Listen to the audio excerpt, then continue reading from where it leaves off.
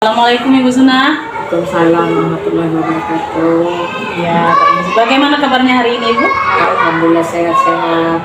Alhamdulillah saya pun juga sehat. Seperti yang sudah kita Herni chat kemarin dengan Ibu bahwa hari ini kita akan mengadakan pertemuan singkat. Herni akan mewawancarai Ibu sebagai kepala sekolah Herni. Terus juga di sini Herni ingin menyampaikan bahwa kemarin Herni sudah belajar tentang pembelajaran modul 3.1 dilema etika. Jadi di sini kami memiliki tugas untuk mewawancarai 2 sampai 3 kepala sekolah. Pertama itu pada Ibu Suna ya. Nah, Ibu Suna. Jadi kita ini dalam pembelajaran Herni itu ada 2 macam, yaitu dilema etika dan juga bujukan moral. Jadi kalau seandainya Ibu Marzunawati memiliki suatu pengambilan keputusan yang membuat Ibu dilema, itu nanti kita akan cocokkan dengan paradigma, nilai-nilai yang terkandung, dan juga 9 cara pengujian. Jadi apabila kasus Ibu itu atau suatu permasalahan Ibu itu belum sesuai dengan 3 tadi yang disebutkan, itu berarti masuk ke bujukan moral. Jadi di sini Herni ingin menanyakan beberapa pertanyaan untuk Ibu Marzunawati. Silakan. Ya. Menurut Ibu Marzunawati, pada saat Ibu mengalami suatu kasus, itu kasusnya seperti apa? Apakah kasus yang Ibu alami dilema etika atau bujukan moral? Kira-kira kasus yang Ibu pernah alami itu kasus yang seperti apa? Yang menurut pengalaman saya yang saya alami yaitu dilema etika. Ya. Bisa Ibu ceritakan tentang bagaimana dilema etika tersebut yang Ibu alami? Yang ini yang pertama masalah atau pengangkatan guru P3 ya. Kemarin itu kebetulan di SD 6 ini guru kelas 1 sampai 6 sudah cukup. Tapi memang itu ada satu yang honor, kebetulan itu kelas 1. Nah, namun alhamdulillah waktu pengumuman P3 guru sudah ada yang ditugaskan di SD kita, SD 6 Padang Ilim ini. Nah, alhamdulillah. Jadi waktu itu ya saya agak terkejut, namun itu memang kenyataan ya. Nah, mereka itu dipanggil, guru yang ditugaskan yang lulus P3 itu dipanggil, langsung yang guru honor memang honor P3 itu dipanggil, dimusyawarahkan. Kebetulan yang guru honor P3 itu sudah lama berjalan 5 tahun masa kerja. Nah, dari ngajar kelas 1 langsung saya musyawarahkan, dipanggil antara guru yang honor dengan P3 itu, dimusyawarahkan masalah jam pelajaran. Jadi waktu kemarin itu yang ada kendala masalah mata pelajaran mata lokal ya. Nah, kebetulan waktu itu jadwal sudah disusun untuk sementara guru yang lulus P3 itu diberi dulu mata pelajaran mata lokal. Oke, berarti Ibu Marzuna ini memiliki dilema ya, apakah guru honor kelas tadi dengan guru P3K yang baru masuk tadi ya Ibu Marzuna, tapi hal tersebut sudah Ibu atasi secara baik. Baik, Ibu Marzunawati, bagaimana nih Ibu menjalankan pengambilan keputusan di sekolah Ibu ini, terutama pada kasus di mana ada 2 kepentingan. Itu artinya Ibu tadi ada 2 kepentingan besar. Di sisi lain Ibu ingin guru honor tetap mengajar di sini, di sisi lain ada guru yang baru juga yang harus masuk, padahal kita sudah full kelasnya ya Bu ya. Nah, padahal itu sudah sama-sama benar. Bagaimana Ibu langkah Ibu untuk menentukan hal tersebut? Pertama, saya minta pendapat dengan rekan sejawat, minta pendapat macam mana yang bagusnya. Kedua, saya simpulkan sendiri. Ketiga, guru tersebut saya panggil kembali. Oke, baik. Berarti Ibu mengadakan diskusi ya Bu ya. Terus juga Ibu juga berpikir bahwa ini untuk jangka pendek dan jangka panjang. Ya, betul untuk sekali. iya betul sekali, karena apa namanya, untuk kedepannya karir seorang guru di sini dan juga sesuai dengan kontrak SK yang telah dibuat. Dan juga untuk kepentingan murid kita juga ya Bu ya, Iya. karena bagus sekali kalau kita ini memiliki guru yang banyak, Yang begitu banyak, ya, ya. betul sekali. Nah selanjutnya Bu, langkah atau prosedur apa nih yang Ibu biasa lakukan selain daripada tadi mengadakan diskusi? Ya, dipanggil kembali seperti tadi ya, dipanggil, dia ajak musyawarah dulu. Sudah itu baru menyusun jadwal kembali. Oke, baik. Berarti banyak tahap-tahapannya Ibu Ya. ya, Ibu telah melaksanakan pengambilan keputusan tersebut. Terus hal apa yang Ibu anggap efektif dalam pengambil keputusan pada kasus dilema etika ini?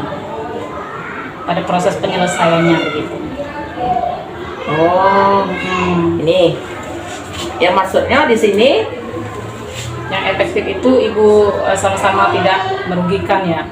Tidak sama tidak merugikan ya. Guru-guru yang baru tugas di SDN 6 Padang Inem tadi, dia tetap menjalankan tugas yang seperti mana yang dituntut pemerintah, dan juga guru yang honor sudah lama tadi, dia tetap melaksanakan tugas seperti mana biasanya sesuai dengan tugas masing-masing di sekolah kita ini. Oke, baik, luar biasa Ibu Marjunawati ini mengambil keputusan yang sangat dilema ya. Di sisi lain kita harus apa namanya, guru honor tadi harus kita ambil juga tindakan, tetapi ada juga yang baru masuk juga harus kita ambil tindakan. Nah selanjutnya Ibu Marjuna, apakah Ibu memiliki sebuah jadwal tertentu dalam penyelesaian kasus dilema etika ini, dan Ibu itu menyelesaikan kasus ini perlu waktu ataukah memang pada saat itu juga Ibu menyelesaikannya? Sudah jelas perlu waktu. Pertama kemarin itu guru-guru yang seluruh guru ataupun staf di SD 6 Padang Inem dikumpulkan terlebih dahulu, baru berencana menyusun jadwal, baru apa tuh melaksanakan, menerapkan. Oke. Nah, adakah tidak tantangan yang Ibu ini dapatkan dari pengambilan keputusan ini? Alhamdulillah tidak. Oke, berarti Ibu merasa bahwa ini semuanya sudah clear ya Bu ya, tantangannya tidak terlalu pelik dan Ibu bisa menyelesaikannya dengan berdiskusi dengan rekan sejawat, dengan rekan kepala sekolah juga mungkin kan, dan juga dengan guru yang bersangkutan. Baik, bagus sekali itu Ibu Marjuna. Adakah seseorang atau faktor yang selama ini mempermudah atau membantu Ibu dalam mengambil keputusan tadi? Ada tidak? Ada. Iya. Satu, ya teman sama-sama kepala sekolah. Kedua, ya rekan-rekan kerja sama-sama tugas di SD 6. Dari semua hal yang Ibu sampaikan tadi, pembelajaran apa yang dapat Ibu ambil dari kasus Ibu mengalami dilema etika ini? Ya, yang kasus yang saya alami, berarti segala sesuatu itu kita melaksanakan atau kita mengambil kesimpulan tidak luput dari musyawarah dan bekerja sama dengan teman-teman. Oke, baik, luar biasa Ibu Marjunawati ya dalam menyelesaikan kasus ini yang membuat Ibu dilema. Terus lagi bahwa setelah Hernia melihat dari kasus Ibu bahwa ini memang betul dilema etika, karena di sini porsinya yaitu benar dengan benar. Ibu benar dalam mengambil keputusan kepada guru honorernya, dan Ibu juga benar dalam mengambil keputusan kepada guru ASN yang datang. Iya betul sekali, dan berarti kasus Ibu ini bukan rujukan moral ya Bu ya. Ya, bukan. Mungkin ini saja wawancara kita hari ini Bu Marjunawati. Terima kasih banyak atas waktunya. Saya izin pamit. Semoga Ibu bisa beraktivitas kembali setelah ini. Gimana kabarnya hari ini Bu? Alhamdulillah baik, sehat. Alhamdulillah Ibu sehat, Ibu baik, sama juga Herni juga sehat dan baik juga ya Bu ya.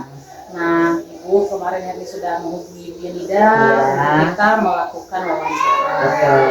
Nah Ibu, saya sedikit bercerita bahwasanya kemarin Herni sudah masuk ke modul 3.1 dalam pendidikan guru penggerak ini. Jadi judulnya itu tentang dilema etika. Jadi intinya dari dilema etika ini suatu keputusan yang diambil benar melawan benar.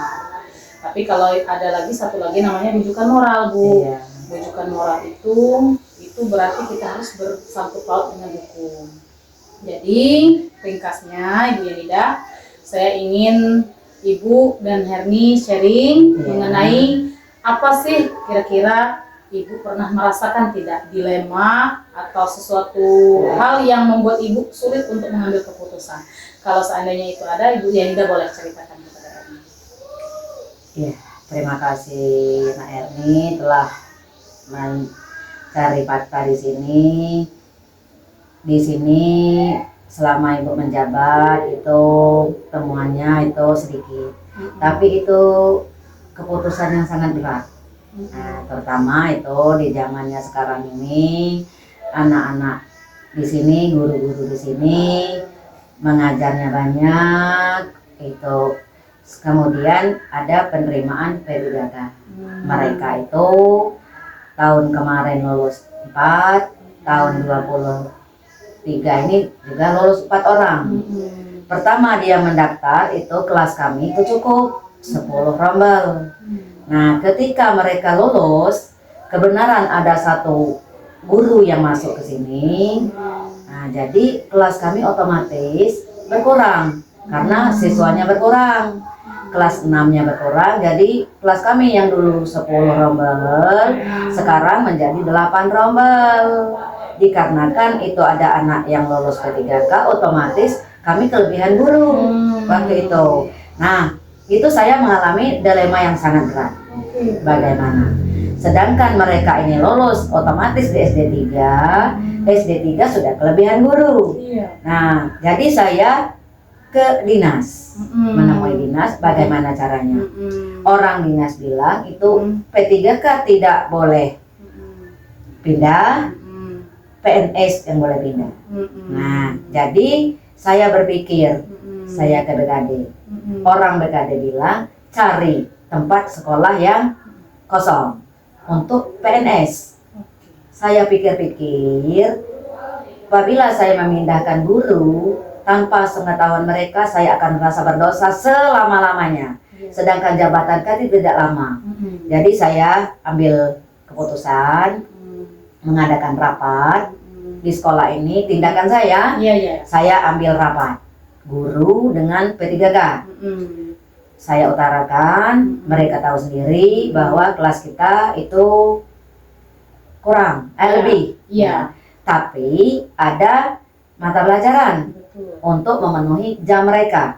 Nah, setelah kami rapat, kami buat bersama-sama itu surat tugas guru kan. Nah, jadi di surat tugas itu kami hitung-hitung jam mereka cukup.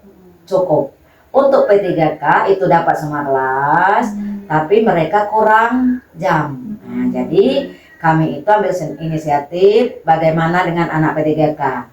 Nah, anak P3K yang 2 orang, Asep dengan Ervina itu cukup jam. Tapi mereka kalau cukup jam tidak dapat tunjangan fungsional. Nah, mereka siap dan ikhlas. Ya, itu keputusan mereka. Saya tidak ambil keputusan hari itu juga. Saya catat mereka itu sanggup. Asal jangan dipindahkan dari sini. Guru PTNS-nya juga jangan dipindahkan dari sini. Yang penting kami mengajar di sini. Nah, asal tidak saling merugikan. Saya pending dulu rapat hari itu, kami tutup. Kemudian saya suruh pikir 1 minggu. Setelah 1 minggu kami kumpul lagi. Setelah kami kumpul lagi itu mereka bilang biarlah kami belum dapat fungsional, asal kami tetap mengajar di sini, kami jangan pindah, jangan DP, jangan apa-apa. Nah, terus saya lihat anak TK. Anak TK sekarang itu 29, hampir 30, berarti bisa dibuat 2 kelas. Bisa dibuat 2 kelas. Kami hitung-hitung untuk tahun 2025, insya Allah semua guru yang P3K dan guru PNS tadi cukup mengajar di sini. Itu melihat dari keputusan kami bersama tadi dengan melihat ke TK. Makanya saya itu plong rasanya setelah mengadakan rapat tadi, menghasilkan keputusan yang dengan tulus ikhlas tadi di atas kertas. Jadi mereka itu tidak ada yang, bahkan ada yang apa kata ibu kami akan menurut. Oke. Ya. Luar biasa sekali. Iya ya, Ibu itu. Yanida ya. Hebat sekali Ibu Yanida. Alhamdulillah. Nah, selama menjalankan pengambilan keputusan, Ibu ini berarti mengambil nilai kebajikan yaitu jangka pendek, Iya. jangka panjang ya Bu ya. Oke, karena Ibu memikirkan bahwa kedepannya nanti Ada kemungkinan yang tidak memberatkan dari guru PMK tersebut. Selanjutnya langkah atau prosedur apa yang sudah Ibu lakukan tadi untuk mengambil keputusan tadi? Prosedur saya tadi, saya lihat dari fakta sebelumnya, itu makanya saya ambil prosedur tadi rapat. Ya, rapat tadi. Nah, hal efektif dari Ibu mengambil keputusan terus melaksanakan prosedur dengan baik, yang paling efektif itu dalam mengambil keputusan itu yang seperti apa Ibu Yanida? Yang paling efektif menurut saya itu saya ajukan pertanyaan ke mereka, apa mereka tetap berada di sini dengan tidak fungsional, itu efektif itu. Apakah ada guru PNS yang siap bersedia, karena sudah ada 2 SD yang siap menampung itu. Tapi yang paling efektif mereka itu tidak mau pindah dari sini. Oke, berarti komunikasi yang baik antara Ibu dengan guru yang tadi ya Bu ya, dan guru PNS juga. Nah, selanjutnya tantangan apa yang Ibu rasakan pada saat Ibu menentukan dari permasalahan dilema ini? Tantangan saya yang saya pikirkan itu, tantangannya itu apakah mereka ini akan sanggup tidak menerima tunjangan fungsional, apakah mereka ini dengan ikhlas atau keterpaksaan. Nah, itu tantangan saya. Oke, ya, menjadi dilema. Selanjutnya Ibu dalam menentukan keputusan tersebut, apakah Ibu menentukan keputusannya pada hari itu juga, ataukah Ibu membuat jadwal untuk kedepannya gitu, dalam pengambilan keputusan ini? Oh tidak, pertama saya ancang-ancang dulu akan bagaimana, terus bagaimana, setelah itu saya rapat pertama kali, kemudian rapat keduanya baru menentukan keputusan. Berarti tidak bisa hari itu juga tidak ya Bu bisa ya? hari itu juga. Nah, selanjutnya ada tidak faktor pendukung dari orang luar atau warga sekolah terkait dalam Ibu mengambil keputusan ini? Faktor pendukung merekanya sendiri dengan orang tuanya.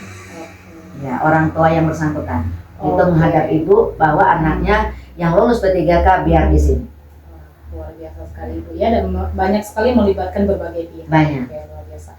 Nah, ini yang terakhir Ibu Yanida ya, pembelajaran apa yang dapat Ibu ambil dari kasus ini setelah Ibu menyelesaikan kasus ini, mengambil keputusan, mengajak bermusyawarah, melibatkan berbagai pihak, apa yang dapat Ibu ambil menjadi suatu pengalaman Ibu? Oh, pengalaman saya itu setelah saya pikir-pikir itu yang latar belakangnya itu kami itu kurang melihat ke siswa. Jadi kelas kami kurang perhati waktu itu. Nah, akan bagaimana tahun depan, sehingga terjadi hal yang demikian.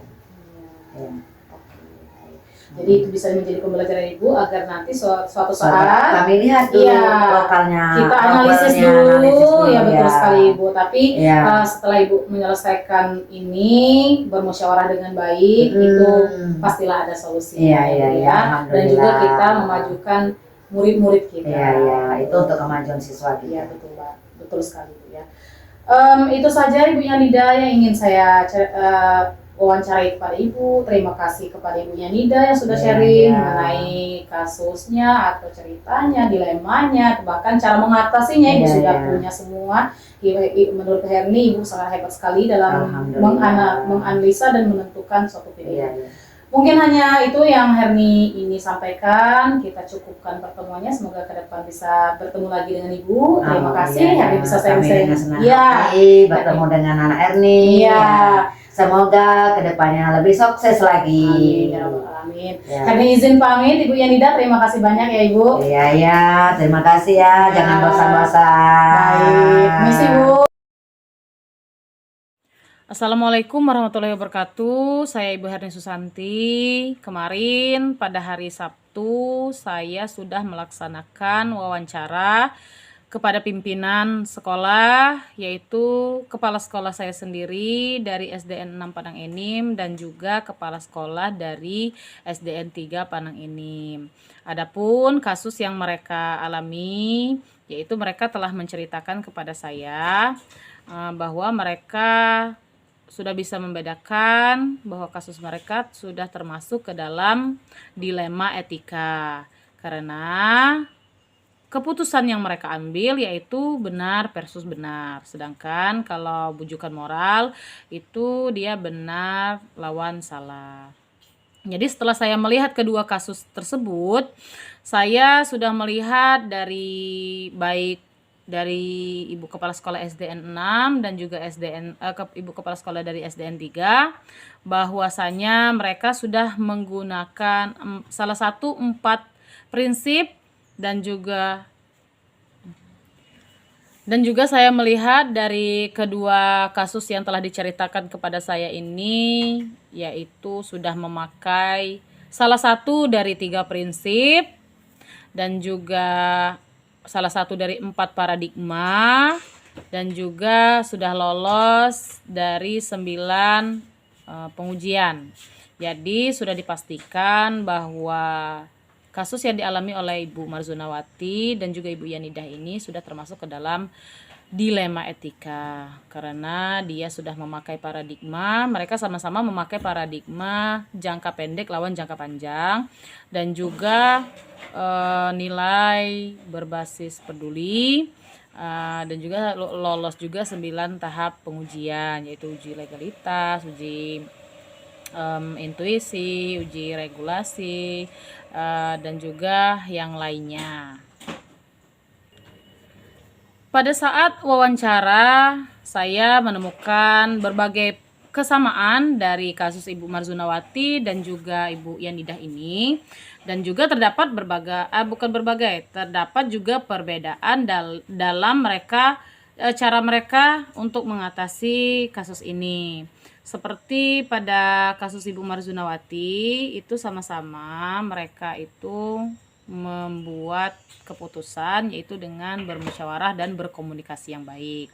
Dan juga untuk perbedaannya, kalau Ibu Yanidah itu dia lebih spesifik dan lebih terjadwalkan untuk melakukan pertemuan bukan hanya kepada warga sekolah dan juga sharing kepada guru lainnya, tetapi juga dia memanggil kedua orang tua dari guru tersebut, sehingga ada balasan dari kedua orang tua tersebut bahwa apapun keputusan yang diambil oleh kepala sekolah seperti Ibu Yanidah, itu mereka akan mengikuti apabila keputusan tersebut memang tidak ada yang merugikan mereka atau sama-sama tetap dipekerjakan, baik dari segi guru yang tetap mengajar di sekolah maupun kepada guru yang baru masuk di sekolah. Itu mungkin agak menonjol yang saya lihat dari kasus Ibu Yanidah ini.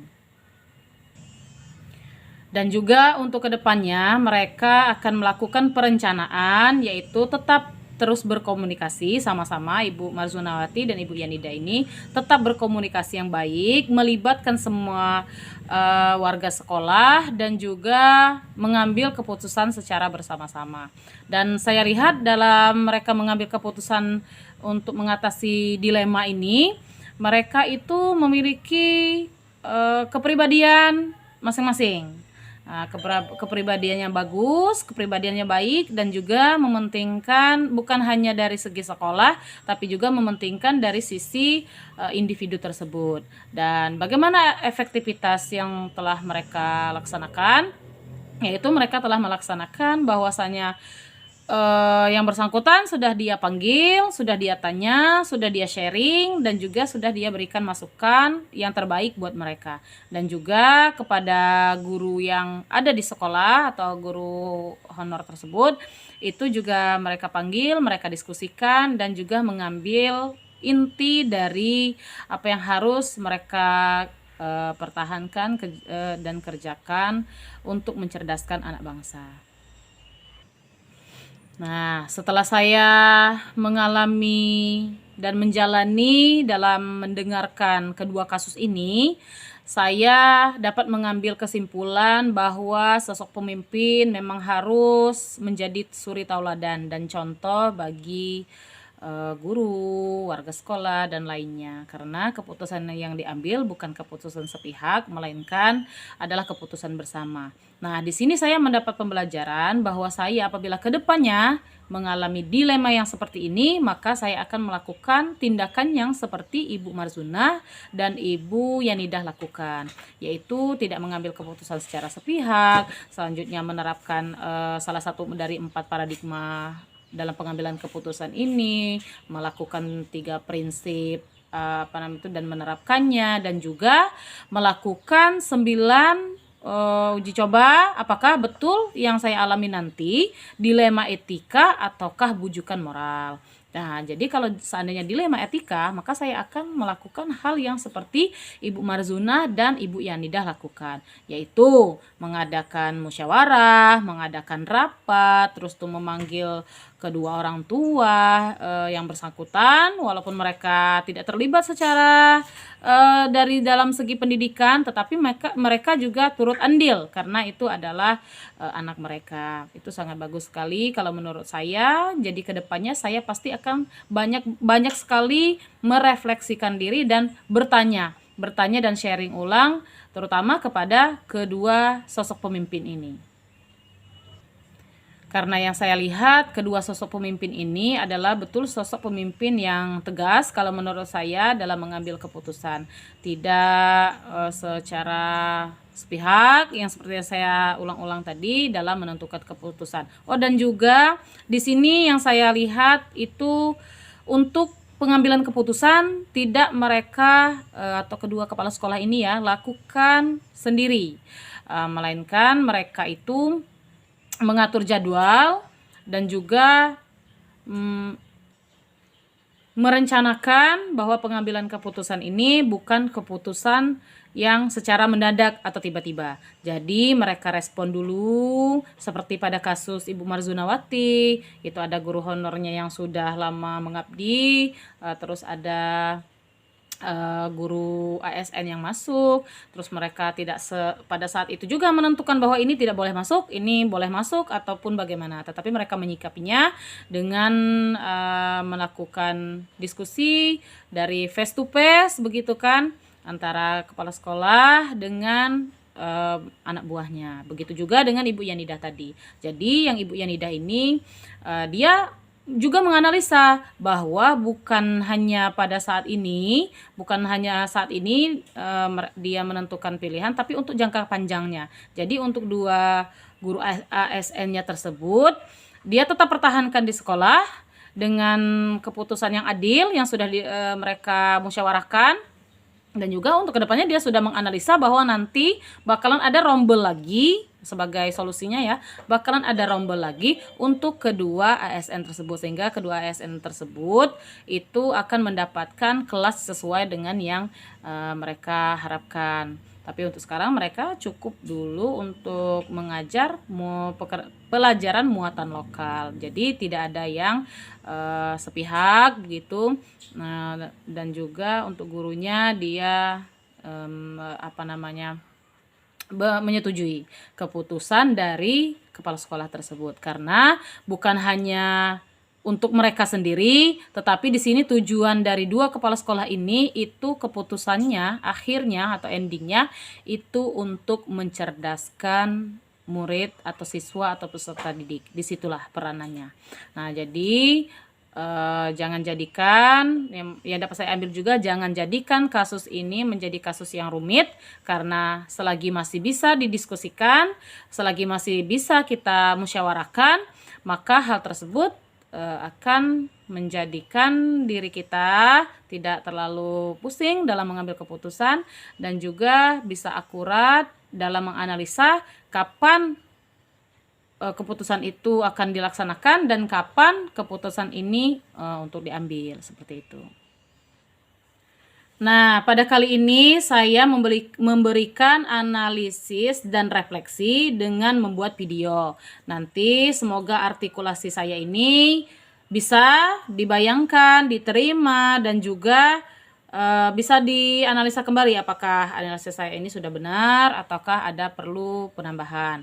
Karena di sini yang saya alami seperti itu rangkumannya dari awal saya bertemu dengan kepala sekolah ini sampai dengan akhir, sampai dengan kepala sekolah tersebut juga mengambil pembelajaran dari kasus ini. Dan juga saya juga sharing dengan Ibu Yanida bahwa saya tadi sudah bahwa saya kemarin sudah mewawancarai Ibu Marzunawati dengan kasus yang seperti ini, dan juga sebaliknya kepada Ibu Marzunawati saya juga men-sharingkan kasus dari Ibu Yanida ini. Jadi kami bertiga sama-sama berefleksi bahwasanya dilema etika ini sangat pasti ada di dalam ranah pendidikan yang dialami oleh kepala sekolah, dan juga dialami oleh bukan cuma kepala sekolah tapi juga guru, murid, dan lain sebagainya di luar sekolah. Maka dari itu kita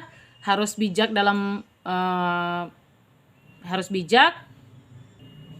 dalam mengidentifikasi kasus apakah ini termasuk ke dalam bujukan moral ataupun ini termasuk ke dalam dilema etika.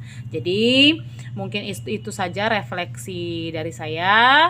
Lebih dan kurang saya mohon maaf kepada Allah, terutama ya saya mohon ampun, dan kepada teman-teman rekan-rekan sejawat, kepada Fasil, kepada PP yang telah mengingatkan saya bahwa tugas ini sangat begitu penting. Saya ucapkan terima kasih banyak.